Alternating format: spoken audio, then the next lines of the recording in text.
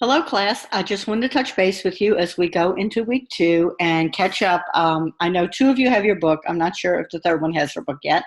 If you have your book, I hope you do.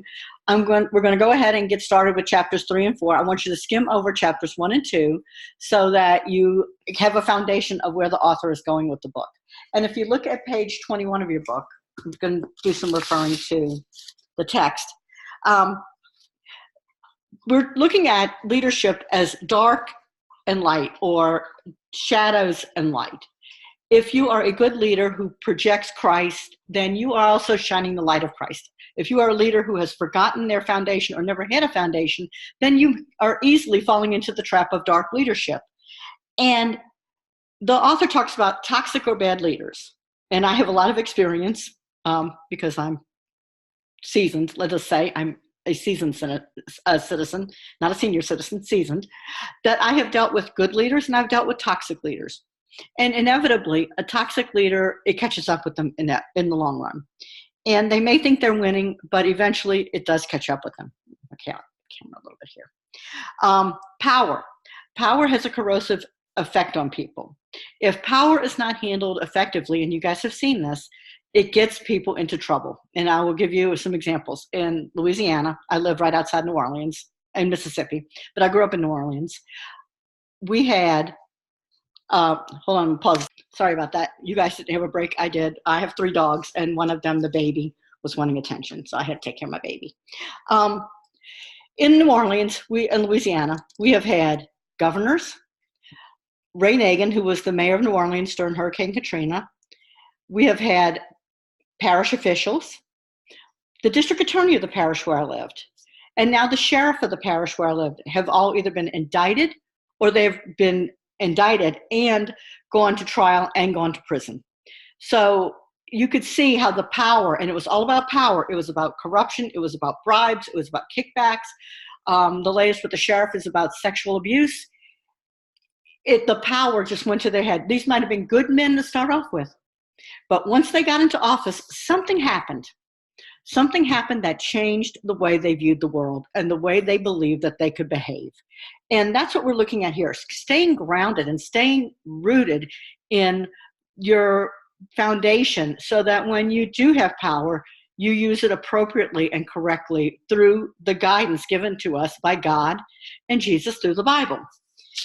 So when you look at chapter 2, I'm flipping over to chapter 2, there's a dark triad: narcissism, Machiavellianism, and psychopathy. And I hope, because you guys, I think you're pretty young, you may not have encountered this yet, but the narcissistic behavior, where they believe that everything they do and say is right. And there are Christians that are like this. You can see them, a lot of them on the internet, that everything is about me, me, me. It's all about me. And they really work on people's psychology to make them believe that, like if they were dealing with me, they would work me so hard that they would make me believe I was wrong and they were right when they're really not doing the right thing. Machiavellianism, where it's absolute power and the king can do anything, the king owns it, the king rules. And psychopathy, where they're just way off the deep end and they do things that are erratic and illogical. And anytime you see a leader lose their temper and behave that way, they have lost their focus and they are ineffective as a leader. A leader should never lose their temper in that way, where they become uncontrolled. On the flip side, there are excellent, excellent leaders. I have worked for excellent leaders, and I use them as my role model and someone that I look up to. I'm best friends with the person who was my boss. And we share everything. We know everything. We probably know too much. But we've been through each other through hard times, and I valued her leadership and she valued my leadership. And we were able to learn from each other and hold each other up through the toughest of times. I'm not going to talk about what happened, but it was something I would never wish on anyone else that happened to her. And it was through her strength and her leadership abilities and her confidence in herself that she was able to survive, and she's doing very, very well. So in the 3rd chapter, we're going to talk about character, virtues of a positive leader. What are some of the approaches to leadership that we might take? Being a good example. I hope that I can be a good example to you. I know at Bruton Parker you have some great examples. I'm not there in person, and I haven't met anyone face-to-face. The only person I've talked to is Lynn Addison, and she's a lovely, lovely person. And I hope she doesn't mind me saying her name in a video, but she's a lovely person, very kind person. And everyone I've interacted with through email they have been very, very kind. And my previous students have talked about the coaches and the ministers. They are excellent leaders. My pastor is an excellent leader. He's 36 years old. I'm 60. And I think Josh is fantastic. He's a fantastic leader. So he shows these habits and he shows this light and he leads others. He coaches Little League football and he keeps those kids in line. But he shows the light of Christ through his leadership. And having an ultimate destination, where do you want to go? Where do you want to go? I am on the back end of my career. But, there's still some places I want to go. I would be happy working at Disney World. And if I worked at Disney World selling soft drinks, I think I would be happy doing that because I know that that's what I would be called to do at that moment. And that's part of leadership, knowing what you're called to do. And finally, in chapter 4, we're flipping back over again and talking about evil. People don't like to talk about evil, but there's evil all around.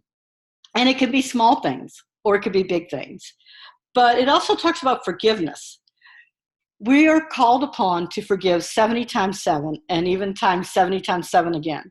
We're called to forgive, but we don't necessarily have to forget. We can always remember it, but we need to let the hurt heal. And there's only one way the hurt can heal, and that's through Christ. So that's very, very important. And it talks about spiritual practices of treating each other fairly and expressing caring and concern and listening responsively. Fostering that side so that when people have issues or problems, they want to come to you because they value your input. So that's what we're going to talk about so far. I hope you guys enjoyed last week talking about the ethical dilemmas. I enjoyed reading your responses. They hit true to home. And I'm just going to throw this one at you as an ethical dilemma. I've taught ethics many times. And one of the questions that I posed that caused the greatest amount of controversy and discussion is it okay to call in sick when you're really not sick? And the discussion always fell back to, but everybody does it. Is everybody doing it the right answer? Just because everybody does it doesn't make it right. And your parents tell you, if everybody jumps off the bridge, are you going to jump with them? But it comes down to that when you're looking at the decisions that you make in your day-to-day life and your operation. So some thoughts to think about. I'll be touching base with you throughout the week. I hope you enjoyed this video. I'm going to try to do a video every week for you because I like to do some face-to-face time with you. I am available if you ever need me. As you can see, I work from home, and I always have my cell phone with me, so I try to respond as quickly as possible. You guys are awesome so far, and we are going to have a great semester together. So you guys take care, and I'll be in touch with you. Bye-bye.